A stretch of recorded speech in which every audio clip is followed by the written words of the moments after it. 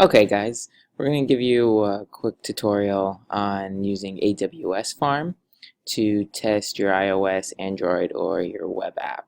So you do need the source code and the source file, so either the IPA or the .apk to run these tests. So we'll go through a short tutorial on how to run it and kind of what results it gives you. So basically, you just go to AWS Device Farm. You Google it. This it's the first thing that comes up. You go to Start Today for free, and they give you a certain amount of space for free, certain amount of time for tests for free, as well as I believe 12 months as of right now. So you go Start for free. You create an account. It has you create an account. It does have you put in some payment information, but they don't charge you as long as you don't go over a certain boundary. Okay, so in order to run a test, what we're going to do is we're going to create a new project. So you go here, create a new project, you put in a new project name, and you create that project. So we created some projects already. So this is for an Android app. So we're going to go here, and then we're going to go to create new run. So you click this to do an Android app. You upload the APK file,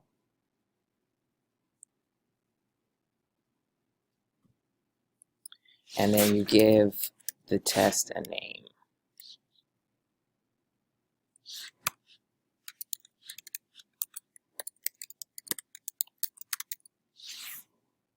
And then you go to next.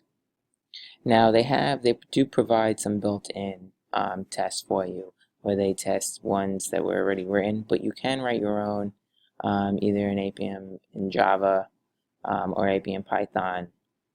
So you do have variations to customize, but we're going to do built-in Explorer test, or you could do a built-in fuzz test. We'll do a built-in fuzz test this time. So we'll do next steps. And these are the top devices that we want to test it on. You could choose other devices if you would like, create a new device pool. But we're going to go to next step. And then we're not going to add any extra data or install any other apps. We're going to set all these radio states to be on. This is the device's location. And then we're going to review and start run. And this is just the confirmation screen if you need to add in anything. And we're going to confirm and start. So that's schedulely running. So it's going to take a few minutes to run, but let's just go through a built-in Explorer test that they provide that we had already run. So it looks like there were 15 tests, and this application passed all tests on all devices. So you could see here the tests that were run for each device. There was 3 tests run for each device. So if we want to look at the Galaxy S6, these are the 3 tests that were run, and then we could do further drill down for each one. So if we click on Security Suite and then set up test, it's going to load all the logs that it went through. So basically it runs through the code, runs through the control flow of the phone, of the device, of the application on the device, and tests the application for any vulnerabilities, any bugs in the code.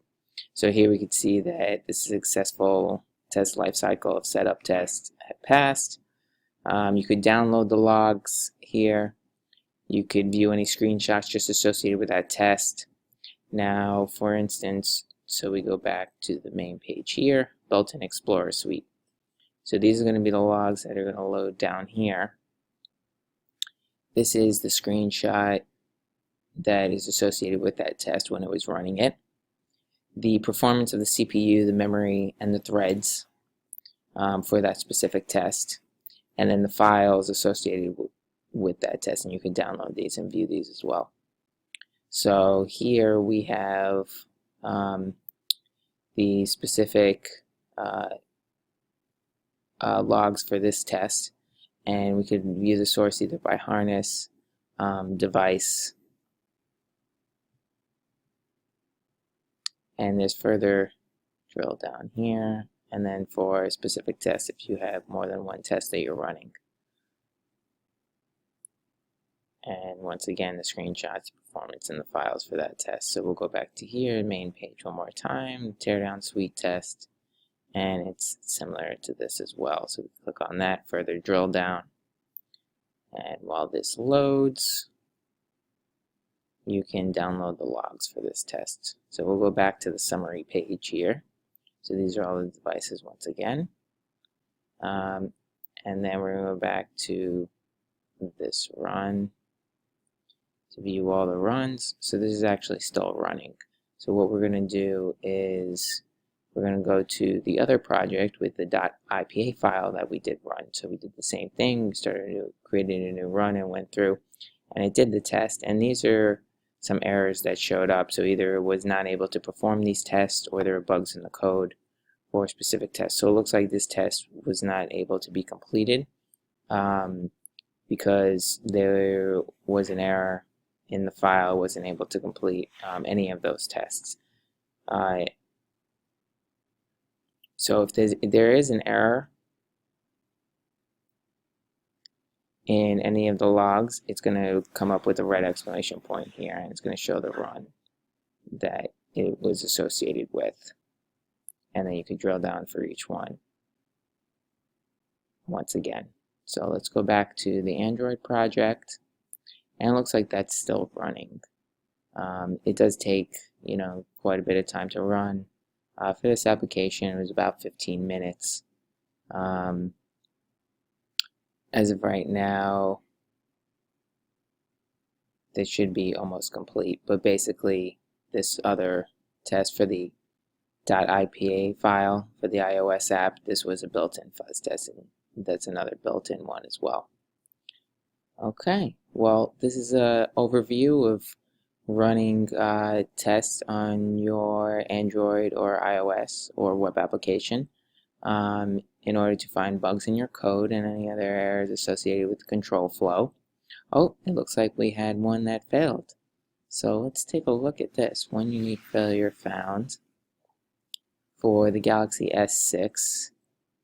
It's still running on the LG Pad and the Samsung Galaxy S5. But let's do a further drill down here. So this built-in fuzz test detected a crash, and it gave this exception. So exercises detect crash, runtime exception. So you could download these logs and do a little further drill down. Let's take a look at the device. So there's a warning here, failed to open. There was a permission cache. So let's see if it provided any screenshots. So yes, it did. So these are the screenshots that were associated with it when it was performing the test, and it looked like the runtime error happened at this point. And then this is the performance when running the test. So the memory, as you can see, there was a dip here. And then these are the files. So the exerciser, monkey log, and the logcat. You can download these files to see the specific tests that were run. So we go back to details for the harness. You'll be able to pinpoint, around where in your source code that the test had failed. All right, guys. Well, it looks like that was the only test that failed. So we go back to that project.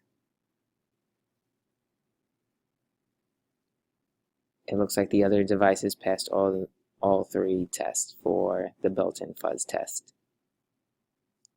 So there's also extensive documentation.